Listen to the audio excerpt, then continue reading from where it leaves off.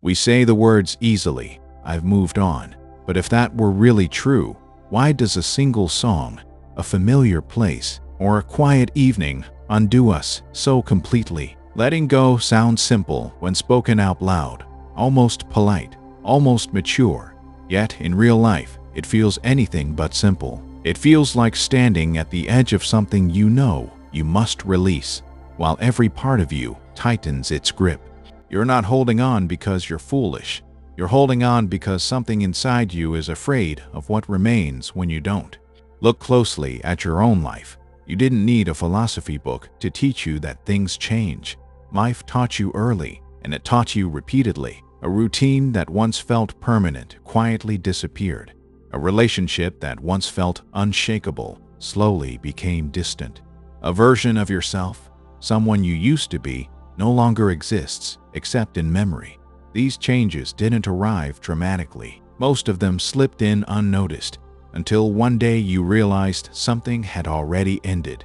We grow up surrounded by endings. Childhood fades without asking permission. Familiar faces stop appearing. Places that once felt like home become locations you pass by without stopping. Even your body is not the same body you had years ago. It changes while you sleep, while you breathe, while you believe you are staying the same. And yet, knowing all this doesn't seem to help when it actually matters. When loss arrives, not as an idea, but as an experience, it doesn't ask whether you understand impermanence. It doesn't care how reasonable you are. It enters your chest, settles into your breath, and suddenly your nights grow longer. You replay moments that are already over. You revisit conversations that will never continue.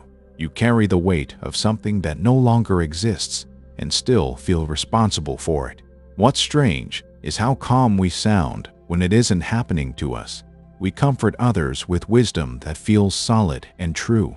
Everything changes. This pain won't last. You'll be okay. These words flow naturally when spoken from a safe distance. But when life turns its gaze toward us, that same wisdom seems to dissolve. The understanding remains, but the suffering stays. This tension is not a personal failure. It's not a lack of intelligence or spiritual strength. From the perspective of Zen Buddhism, this struggle points to something essential: the gap between understanding life with our thoughts and meeting it directly with our being. Tonight, on Zen Buddhism, we're not going to rush toward answers. We're going to sit with this question gently, honestly, and without judgment. Why is letting go so hard, even when we know everything is impermanent? In Zen Buddhism, wisdom is not treated as a single achievement you unlock once and keep forever. It unfolds in stages, like depth beneath the surface of water, and without realizing it, many of us live our entire lives floating at the top, where things look clear, but nothing truly changes us. The first layer of wisdom is very familiar to us. It is the kind that comes from listening, reading, and absorbing information. You hear teachings from monks, books, videos, or quiet talks like this one. You're told, everything is impermanent. The mind receives it. It files the idea away. You can repeat it confidently, even offer it to others when they're struggling. This kind of wisdom feels solid because it sounds true, and it is true, but it remains secondhand. It's like knowing fire burns because someone warned you. You understand the word burn, you respect it, you avoid it, but until your finger actually meets the flame, the knowing stays distant. This is why you can surround yourself with teachings about detachment, fill your phone with saved quotes about letting go, and still feel completely undone when someone leaves your life. The knowledge was correct, but it wasn't lived. It hadn't passed through you. It was borrowed, not embodied. Then there is a deeper layer of wisdom, one that feels more personal. Here, you don't just accept teachings, you think about them. You turn them over in your mind. You connect them to your own experiences. You reflect. If everything changes, then this pain will change. If nothing lasts, then this moment cannot stay forever. This understanding begins to shape your worldview. It influences your decisions. It can even bring moments of calm and maturity. But this is also where many people become quietly exhausted, because at this level, the mind understands, but the heart still resists. You can explain impermanence clearly, yet when change actually arrives, the pain still cuts deep. You find yourself asking, "Why am I still suffering? I know this already. I understand this." And slowly, self-judgment creeps in. You assume something must be wrong with you. From a Buddhist perspective, nothing is wrong with you at all. You have simply reached the edge of what thinking can do. Reflection can clarify the path, but it cannot carry you across it. The intellect can agree with truth while the nervous system still trembles in fear. This is not failure, it is limitation. There is a third layer of wisdom, and this is where transformation truly begins. This wisdom does not come from words, reasoning, or belief. It comes from direct seeing, from stillness, from observation, from meditation. Here, impermanence stops being an idea and becomes something you witness intimately. You sit quietly and you notice your breath appear and disappear. A sensation forms in the body and fades. A thought arises, holds your attention briefly, and vanishes on its own. Nothing needs to be pushed away. Nothing needs to be solved. You simply watch life unfolding and dissolving, moment by moment. In this watching, something profound softens. You begin to trust change, not because you've convinced yourself to, but because you've seen it happen safely, again and again, within you. This is the kind of wisdom that loosens the grip of suffering naturally, not through force, not through effort, through clarity. The earlier stages of understanding are not mistakes. They are necessary. They prepare the soil, but they are not the destination. Many of us stop too early. We collect teachings, analyze them deeply, and assume the work is done. We confuse insight with transformation. The Buddha did not only speak about truth, he offered a way to experience it directly, a training that moves wisdom from the head into the body and finally into the heart. At some point, an uncomfortable question has to be faced, one we usually avoid because it turns the mirror toward us. If a path out of suffering exists, why do so few of us actually walk it? If direct seeing can loosen the pain of loss and change, why do we remain stuck in understanding without transformation? From a Zen Buddhist view, this isn't a mystery. The Buddha didn't speak in vague metaphors here. He was precise, almost surgical. He named the forces that quietly hold us in place, even when we know better. He called them the bonds that keep us turning in circles. The first of these bonds is often translated simply as craving, but that word is too small. What the Buddha pointed to is more like an inner thirst, a constant leaning toward more, toward elsewhere, toward something other than what is. It hums in the background of our lives, so familiar that we mistake it for personality. This thirst appears in different forms. The most obvious is the pull toward pleasure. We naturally move toward what feels good: comfort, warmth, affection, ease. There is nothing unwise about enjoying life. The difficulty begins when enjoyment quietly turns into dependence, when peace becomes conditional, when we believe we cannot be okay unless certain sensations, people, or experiences remain in place. At that moment, our inner balance is no longer ours. It belongs to circumstances we cannot command. There is another form of craving that hides behind ambition and self-improvement. It is the hunger to become, to be someone worthy, someone admired, someone secure. We create a mental version of ourselves, successful, respected, loved, and then we spend our lives defending that image. Every loss becomes a threat. Every change feels dangerous because it isn't just something external that might fall apart. It's who we think we are. And then there is the most uncomfortable form of thirst, the urge to escape. When pain arises, we don't simply wish for understanding. We want disappearance. We want the feeling gone immediately. We want to be in a different moment, a different body, a different life, anything but this one. This craving doesn't shout, it whispers. It disguises itself as distraction.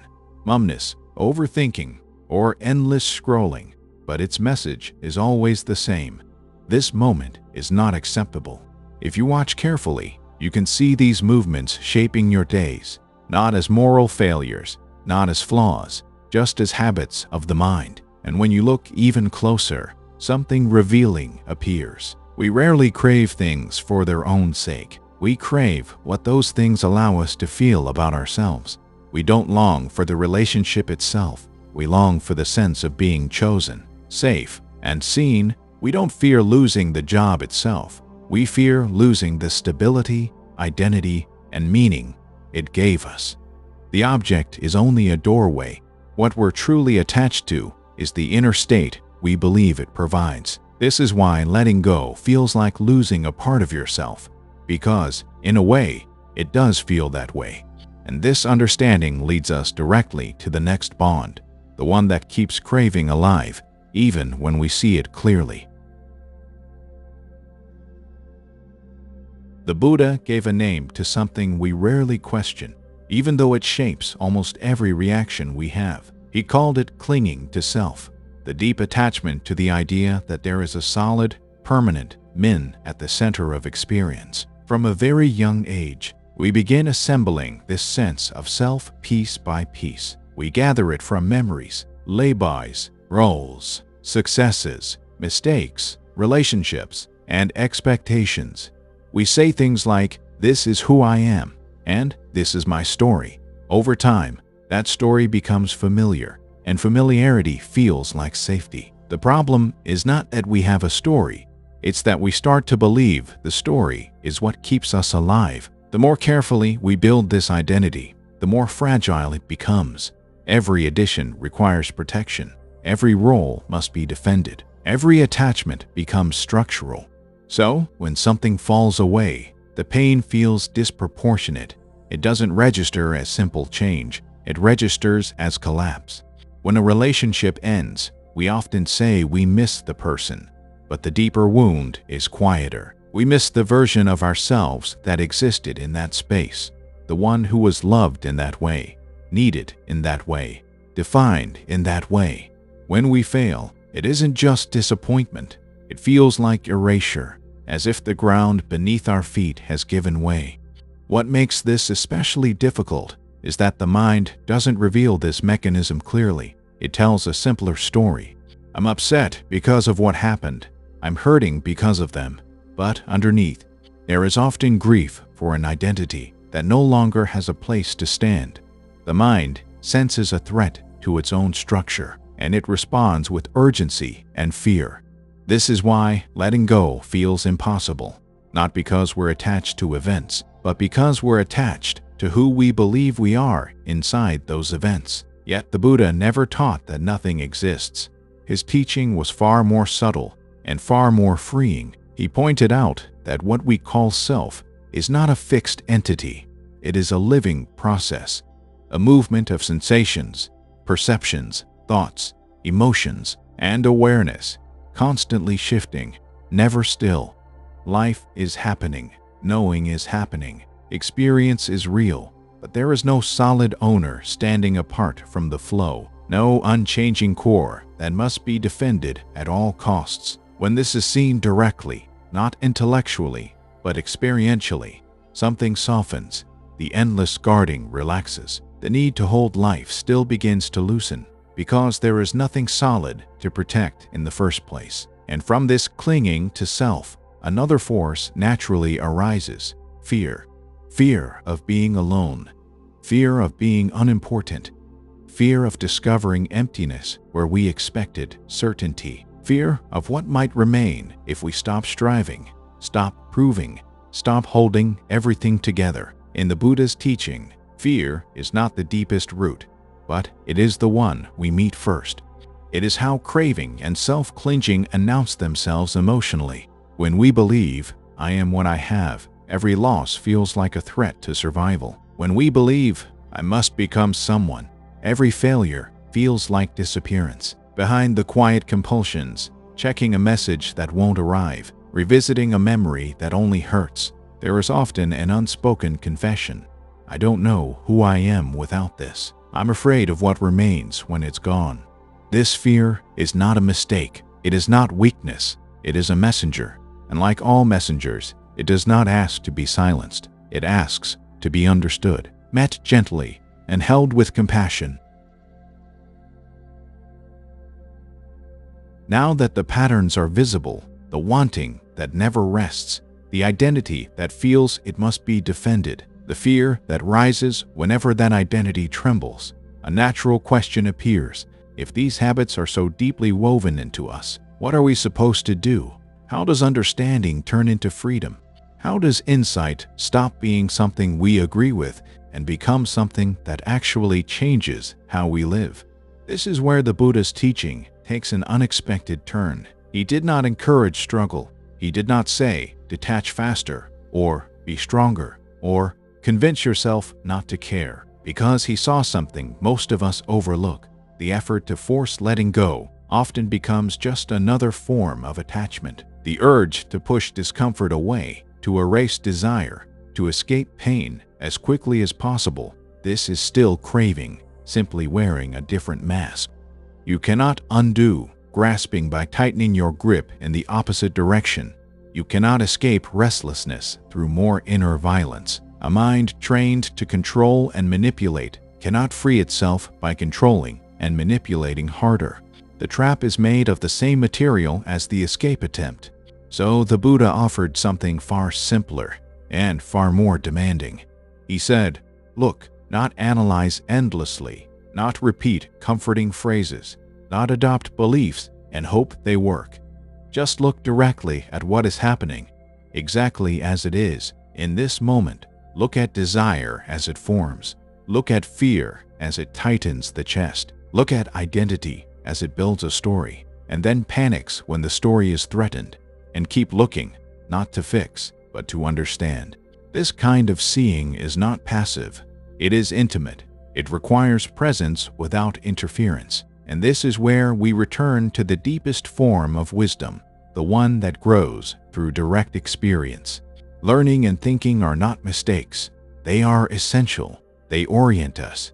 They point us in the right direction, but they can only take us so far. They are like a map, useful, tailed, even beautiful, but still flat. You can memorize every line on that map and never once feel water against your skin. Freedom begins when you step into the experience itself, when you stop trying to rearrange reality and instead meet it fully. This is not something you achieve by effort alone. It emerges naturally when seeing becomes clear enough. The Buddha did not promise an easier life. He offered a clearer way of meeting it. The third level of wisdom is not theory. It is the water itself. It is what happens when you stop standing safely on the shore of ideas and allow yourself to step into direct experience. And the Buddha did not leave this vague or mysterious. He offered a clear, practical way to cultivate this kind of seeing. He called it Satipatthana, the practice of establishing mindfulness. And you notice thoughts, images, and memories drifting through awareness, coming and going like clouds in an open sky. But this is where many misunderstand the practice. This kind of observing is not dull. It is not drifting. It is not waiting for something interesting to happen while the mind wanders freely. The Buddha emphasized a quality that gives mindfulness its power: carefulness, a steady, awake presence that keeps returning. There is a difference between casually glancing at something and truly attending to it.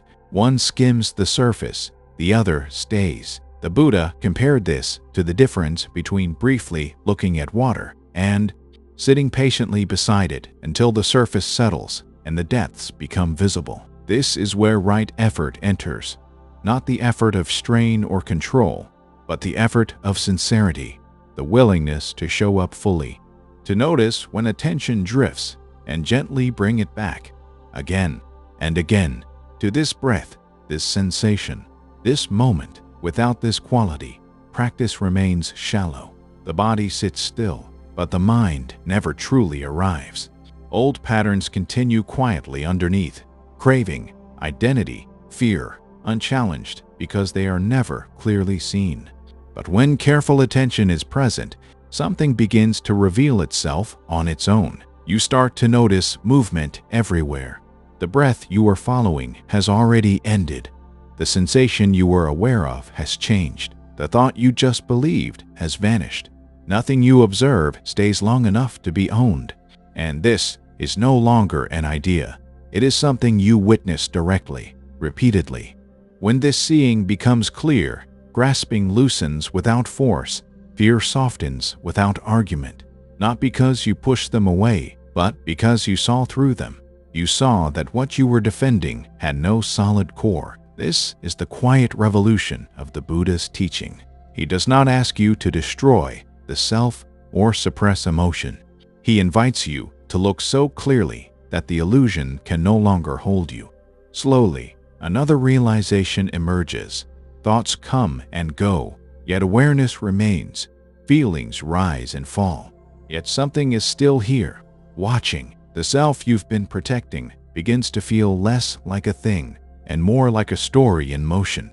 And without effort, the question, "How do I let go?" starts to lose its urgency. You see that there was never anything solid to hold in the first place. This path is not about becoming numb or distant from life.